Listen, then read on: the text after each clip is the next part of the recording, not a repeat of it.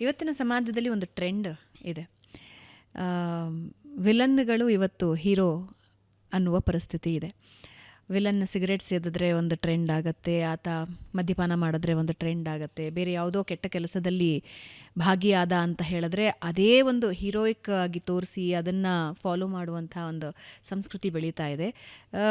ತುಂಬ ಕೆಟ್ಟ ಸಂಸ್ಕೃತಿ ಬೆಳೀತಾ ಇದೆ, ಆದರೆ ಜನ ಅದನ್ನು ಒಪ್ಪಿಕೊಳ್ತಾ ಇದ್ದಾರೆ. ಈ ಹಿಂದಿನ ಸಮಾಜದಲ್ಲಿ ಹೇಗಿತ್ತು ಅಂತ ಹೇಳಿದ್ರೆ ದುಶ್ಚಟಗಳು ಸಮಾಜದಿಂದ ದೂರ, ಅಥವಾ ದುಶ್ಚಟಗಳನ್ನು ಮಾಡೋ ವ್ಯಕ್ತಿಯನ್ನು ನಾವು ದೂರ ಇಡ್ತೀವಿ ಅನ್ನೋ ಪರಿಸ್ಥಿತಿ ಇತ್ತು. ಈಗೇನೆಂದರೆ ಸಿನಿಮಾ ಮತ್ತೊಂದು ಮಗದೊಂದರಿಂದ ಇವೆಲ್ಲವೂ ಫ್ಯಾಂಟಸೈಸ್ ಆಗ್ತಾ ಇವೆ ಜನರ ನಡುವಿನಲ್ಲಿ. ಇದು ಸರಿ ಅನ್ನುವ ಮಟ್ಟಕ್ಕೆ ಜನ ಯೋಚನೆ ಮಾಡ್ತಾ ಇದ್ದಾರೆ.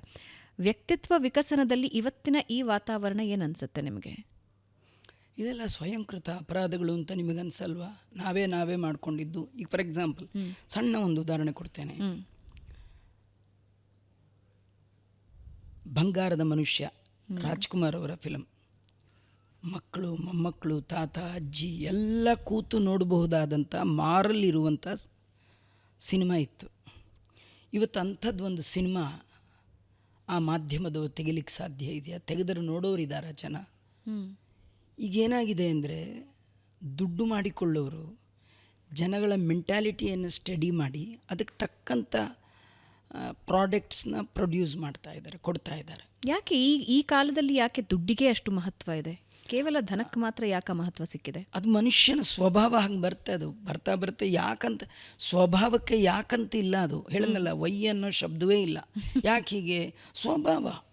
ಈ ಪ್ರಭಾವನ ನಾನು ಅದಕ್ಕೆ ಆ ಎರಡು ಶಬ್ದ ನಿಮ್ಗೆ ಮೊದಲು ಹೇಳಿದೆ. ಮನುಷ್ಯನ ಮೇಲೆ ಬೀರಿದ ಪ್ರಭಾವ ಚೇಂಜ್ ಆಗ್ಬೋದು, ಸ್ವಭಾವ ಚೇಂಜ್ ಆಗಲ್ಲ. ಆ ಸ್ವಭಾವ ಅದು ಜನ್ರೇಷನ್ ಗ್ಯಾಪ್ ಅಂತಲೂ ನೀವು ಕರಿಬಹುದು. ಹಿಂದಿನ ಜನ್ರೇಷನ್, ಈಗ ನಮ್ಮ ತಂದೆ, ನಿಮ್ಮ ತಾತ, ನಮ್ಮ ತಾತನಿಗೆ ಮನೆ ಕಟ್ಟಲೇಬೇಕು ಅಂತ ಏನಿರಲಿಲ್ಲ ಅವ್ರಿಗೆ.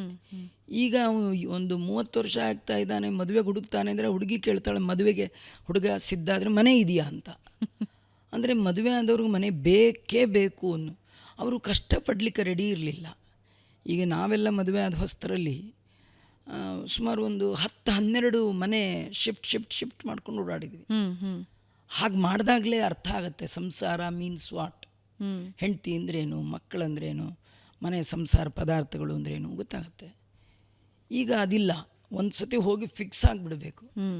ಇದು ಅಷ್ಟು ದೊರಕಿದರೂ ಮತ್ತಷ್ಟರ ಆಸೆ. ಈ ಆಸೆ ಅನ್ನೋದು ಅವರ ಸ್ವಭಾವ.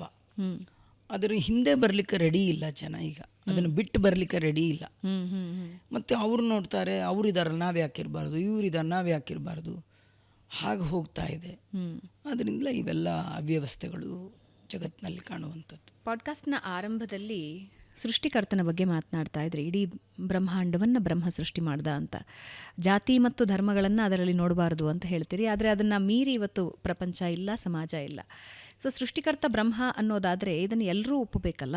ಒಪ್ಪೋದಿಲ್ಲ. ಒಂದು ಪ್ರಶ್ನೆ. ಇನ್ನೊಂದು ಅದ್ರ ಜೊತೆಗೆ ತೆಗೆದುಕೊಂಡ್ಬಿಡ್ತೀನಿ. ಗೋವು ಮತ್ತು ಹಾವನ್ನು ನಾವು ದೈವವಾಗಿ ಪೂಜಿಸ್ತೀವಿ, ಆದರೆ ಬೇರೆ ಬೇರೆ ದೇಶಗಳಲ್ಲಿ ಅದನ್ನು ಭಕ್ಷ್ಯವಾಗಿ ಸ್ವೀಕರಿಸ್ತಾರೆ. ಹೆಂಗೆ ನೋಡೋದು ಇದನ್ನು? ಜಗತ್ತಿನ ಸೃಷ್ಟಿಕರ್ತ ಬ್ರಹ್ಮ. ಬ್ರಹ್ಮ ಮೀನ್ಸ್ ನೇಮ್ ಅಲ್ಲ ಅದು.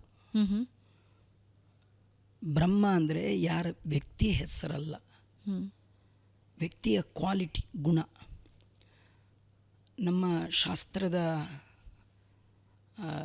ಸಂದರ್ಭದಲ್ಲಿ ಬ್ರಹ್ಮ ಅಂದರೆ ಯಾರಲ್ಲಿ ಎಲ್ಲ ಕ್ವಾಲಿಟೀಸ್ ಇದೆಯೋ ಅವನ ಹೆಸರನ್ನು ನಾವು ಬ್ರಹ್ಮ ಅಂತ ಕರಿತೀವಿ.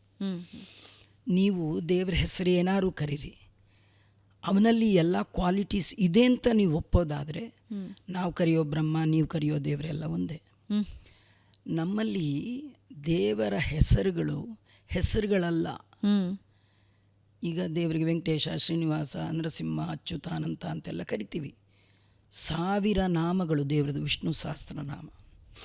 ಅದರ ಆರಂಭದಲ್ಲಿ ಮಹಾಭಾರತದ ಶ್ಲೋಕ ಏನಿದೆ ಅಂದರೆ, ಯಾನಿ ನಾಮಾನಿ ಗೌಣಾನಿ ವಿಖ್ಯಾತಾನಿ ಮಹಾತ್ಮನಃ ಋಷಿಭಿ ಪರಿಗೀತಾನಿ ತಾನಿ ವಕ್ಷ್ಯಾಮಿ ಭೂತಯೇ. ಅದು ಮರಣ ಶಯ್ಯೆಯಲ್ಲಿ ಮಲಗಿದ ಭೀಷ್ಮಾಚಾರ್ಯರು ಹೇಳುವ ಮಾತುಗಳು ಧರ್ಮರಾಜನ್ ಕುರಿತು. ಧರ್ಮರಾಜನಿಗೆ ಗಿಲ್ಟಿ. ಏನು ಗಿಲ್ಟಿ?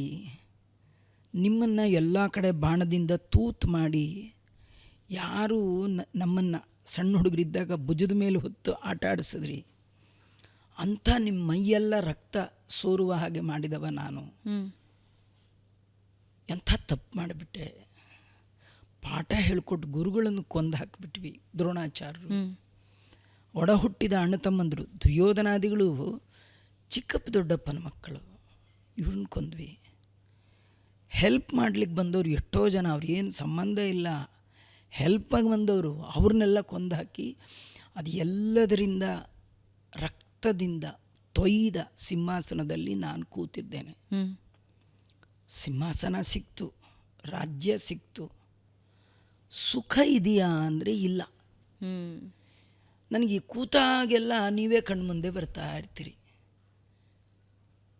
ಯಾವುದು ಸರಿಯೋ ಯಾವುದು ತಪ್ಪೋ ನನಗೊಂದು ಗೊತ್ತಾಗ್ತಿಲ್ಲ ಅಂತ ಅವನು ಅಳ್ತಾ ಕೂತಿದ್ದ ಸಿಂಹಾಸನದಲ್ಲಿ. ಕೃಷ್ಣ ಬಂದ. ನಿಮ್ಮ ಫ್ಯಾಮಿಲಿನೇ ಇಷ್ಟ ಆಯ್ತು ನೋಡು, ಯುದ್ಧಕ್ಕೆ ಮುಂಚೆ ನಿನ್ನ ತಮ್ಮ ಅತ್ತ, ಯುದ್ಧ ಆದಮೇಲೆ ನೀ ಅಳ್ತೀಯ, ಒಟ್ಟು ಮನೇಲಿ ಯಾವಾಗಲೂ ಅಳ್ತಾ ಇರ್ತೀರಿ, ಬನ್ನಿ ನೀನು ಮಾಡಿದ್ದು ಸರಿಯಾ ತಪ್ಪ ನಿಂಗೆ ಡೌಟ್ ಅಲ್ಲ, ಯಾರ ಕೈಯಿಂದ ಹೇಳಿಸ್ಬೇಕು ನಂಗೆ ಗೊತ್ತು ಬಾ ಅಂತ ಈ ಭೀಷ್ಮಾಚಾರ ಹತ್ರ ದೇವರು ಕರ್ಕೊಂಡೋಗಿ ಹೇಳಿಸ್ತಾನೆ. ಆಗ ಬಂದದ್ದೇ ವಿಷ್ಣು ಸಹಸ್ರನಾಮ. ಆ ನಾಮಗಳ ಬಗ್ಗೆ ಭೀಷ್ಮಾಚಾರ ಹೇಳ್ತಾರೆ, ಇದು ನಾಮ ನೇಮ್ ಅಲ್ಲ. ಅಂದರೆ ಈಗ ನನಗೊಂದು ಹೆಸರಿಟ್ಟಿರ್ತಾರೆ, ಹೆಸರಿಗೆ ನನಗೆ ಸಂಬಂಧ ಇರಬೇಕು ಅಂತ ಇಲ್ಲ, ರಿಲೇಷನ್ ಇರಬೇಕಂತಿಲ್ಲ. ಸುಮ್ಮನೆ ನಿಮಗೆ ಜೋಕ್ಗೆ ಒಂದು ಹೇಳೋದು, ಕೆಲವರು ಕ್ಷೀರಸಾಗರ ಭಟ್ಟ ಅಂತ ಇಟ್ಕೊಂಡಿರ್ತಾರೆ, ಅರ್ಧ ಲೀಟ್ರ್ ಹಾಲು ತೊಗೊಳಕ್ಕೆ ಕ್ಯೂ ನಿಂತಿರ್ತಾರೆ. ಹೆಸರು ನೋಡಿದ್ರೆ ಕ್ಷೀರಸಾಗರ ಭಟ್ಟ, ಹೆಸರು ನೋಡಿದ್ರೆ ಚಲುವರಾಜ ಅಂತಿರುತ್ತೆ, ಮೂಗು ನೋಡಿದ್ರೆ ಒಂದು ಕಡೆ, ಮೂತಿ ನೋಡಿದ್ರೆ, ಹೆಸರಿಗೆ ಅವರಿಗೆ ಸಂಬಂಧ ಇರಬೇಕು ಅಂತಿಲ್ಲ ಅಲ್ವಾ. ಈ ಕೆಲವರಿಗೆ ಭೀಮ್ಸೇನ್ ರಾವ್ ಅಂತ ಇಟ್ಟಿರ್ತಾರೆ, ಸಣ್ಣಗಿರ್ತಾರೆ, ಅವ್ರಿಗೆ ಹೆಸರಿಗೆ ಸಂಬಂಧ ಇಲ್ಲ. ಆದರೆ ದೇವರ ಯಾವ ನಾಮಗಳು ಆ ಥರದ್ದಿಲ್ಲ. ದೇವರಲ್ಲಿ ಜ್ಞಾನಿಗಳು ಋಷಿಗಳು ತಮ್ಮ ಅನುಭವದಿಂದ ಯಾವ ಕ್ವಾಲಿಟಿ ಗುಣ ಕಂಡ್ರೋ ಅದನ್ನೇ ದೇವರ ನಾಮವಾಗಿ ಕರೆದಿದ್ದಾರೆ. ಅಂದರೆ ದೇವರ ಪ್ರತಿ ಒಂದು ಹೆಸರು ಅವನ ಕ್ವಾಲಿಟಿಯನ್ನು ಹೇಳುತ್ತೆ.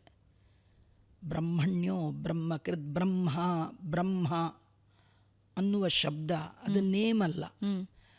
ಯಾರಲ್ಲಿ ಎಲ್ಲ ಗುಣಗಳು ಎಲ್ಲ ಕ್ವಾಲಿಟಿ ಫುಲ್ ಇದೆ ಅವನನ್ನ ಬ್ರಹ್ಮ.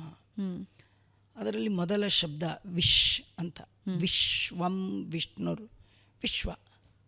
ವಿಶ್ ಅನ್ನುವ ಶಬ್ದ ನೇಮಲ್ಲ, ಕ್ವಾಲಿಟಿ. ವಿಶ್ ಅಂದರೆ ಸಂಸ್ಕೃತದಲ್ಲಿ ವಿಷ ಪ್ರವೇಶನೆ, ಅಂದರೆ ಯಾರು ಎಲ್ಲರ ಒಳಗೆ ಇದ್ದಾನೆ ಅವನಿಗೆ ವಿಶ್ ಅಂತ ಕರೀತಾರೆ. ಸುಮ್ಮನೆ ನಿಮಗೆ ನಾವು ಬೆಳಗ್ಗೆ ಎದ್ದು ವಾಕ್ ಬರುವಾಗ ಎಲ್ಲರೂ ಸಿಕ್ಕಾಗ ವಿಶ್ ಮಾಡ್ತಾರೆ ಕೆಲವರು, ಯಾಕೆಂದರೆ ವಿಷ್ಣು ಇರೋದ್ರಿಂದ ನಮಗೆ ವಿಶ್ ಮಾಡ್ತಾರೆ. ಯಾವಾಗ ವಿಷ್ಣು ಇಲ್ಲಿಲ್ಲ, ಡೆಡ್ ಬಾಡಿ, ಅವನನ್ನು ಯಾರು ಹಲೋ ಹಾಯ್ ಅಂತೆಲ್ಲ ಅನ್ನಲ್ಲ, ಯಾಕೆಂದರೆ ವಿಶ್ ಇಲ್ಲ. ಅದರಿಂದ ದೇವರ ಎಲ್ಲ ನಾಮಗಳು ಕೂಡ ಅವನ ಕ್ವಾಲಿಟಿಯನ್ನು ಹೇಳುತ್ತೆ. ನಮ್ಮ ಪ್ರಕಾರ ಇಡೀ ಜಗತ್ತಿನ ಎಲ್ಲ ವಸ್ತುಗಳನ್ನು ಸೃಷ್ಟಿಕರ್ತ ಬ್ರಹ್ಮ. ಇನ್ನೊಂದು ಬ್ರಹ್ಮ ಅಂದರೆ 4 ಮುಖ ಇದೆಯಲ್ಲ, ಅವನಿಗೆ ನಾವು ಬ್ರಹ್ಮ ಅನ್ನಲ್ಲ. ಅದನ್ನು ನಾವು ಸರಿ ತಿಳ್ಕೊಳ್ಬೇಕು. ನಮ್ಮ ಶಾಸ್ತ್ರದಲ್ಲಿ ಅವನ ಒಳಗಿರೋ ಒಂದು ರೂಪ ದೇವರದು. ವಿಷ್ಣು ಸಹಸ್ರನಾಮದಲ್ಲಿ ಪ್ರತಿಪಾದಿತವಾದ ವಿಷ್ಣುವಿನ ಹೆಸರು ಬ್ರಹ್ಮ. ಆ ಬ್ರಹ್ಮ 4 ಮುಖದ ಬ್ರಹ್ಮನ ಒಳಗಿದ್ದು ಈ ಜಗತ್ತಿನ ಸೃಷ್ಟಿ ಮಾಡ್ತಾನೆ. ಆ 4 ಮುಖದ ಒಳಗಿರುವ ಬ್ರಹ್ಮನಿಗೆ ಬ್ರಹ್ಮ ಅಂತ ಯಾಕೆ ಕರೀತಾರೆ ಅಂದರೆ ಅದು ನೇಮ್ ಅಲ್ಲ, ಅದು ಕ್ವಾಲಿಟಿ. ಎಲ್ಲ ಗುಣಗಳು ಯಾರಲ್ಲಿ ಪರಿಪೂರ್ಣ ಆಗಿದೆಯೋ ಅವನಿಗೆ ಬ್ರಹ್ಮ ಅಂತ ಕರಿತೀವಿ. ನೀವು ದೇವ್ರ ಹೆಸರು ಏನಾರು ಹೇಳಿ, ಆ ನಿಮ್ಮ ದೇವರಲ್ಲಿ ಎಲ್ಲ ಕ್ವಾಲಿಟಿ ಇರೋದು ಅಂತ ನೀವು ಅಕ್ಸೆಪ್ಟ್ ಮಾಡೋದಾದರೆ ನಾವು ಹೇಳೋ ಬ್ರಹ್ಮ ಅವನೇ. ಅದಕ್ಕೆ ನಮ್ಮಲ್ಲಿ ಹೇಳ್ತೇವೆ ನಾಮದ ಏಕ ಏವ. ಹೆಸರು ಬೇಕಾದಿರ್ಬೋದು, ವ್ಯಕ್ತಿ ಮಾತ್ರ ಒಬ್ಬನೇ. ನೀವು ಎಳ್ನೀರಂದರೂ ಅದೇ, ಕೋಕೋನಟ್ ಅಂದರೂ ಅದೇ, ತೆಂಗಿನಕಾಯಿ ಅಂದರೂ ಅದೇ, ಟೆಂಡ ಕೋಕೋನಟ್ ಅಂದರೂ ಏನು ಹೇಳಿದ್ರು ವ್ಯಕ್ತಿ ಒಂದೇ, ಶಬ್ದ ಬೇರೆ. ಆದ್ದರಿಂದ ಮತ್ತು ಇದ್ರೊಳಗೆ ಏನು ಪ್ರಾಬ್ಲಮ್ ಏನಾಯಿತು ಅಂದರೆ ಮುಂದಿನ ಇಂಟರ್ಪ್ರಿಟೇಷನ್ ಅಂತೇನಿದೆ ಆ ವಾಕ್ಯಗಳಿಗೆ ವ್ಯಾಖ್ಯಾನ ಮಾಡುವಾಗ ನಮ್ಮ ಬುದ್ಧಿ ಸೇರಿಸಿ ಎಕ್ಸ್ಪ್ಲೈನ್ ಮಾಡುವಾಗ ನನ್ನಲ್ಲಿರುವ ದೋಷ ನನ್ನ ಎಕ್ಸ್ಪ್ಲೈನಲ್ಲಿ ಬಂದುಬಿಡುತ್ತೆ.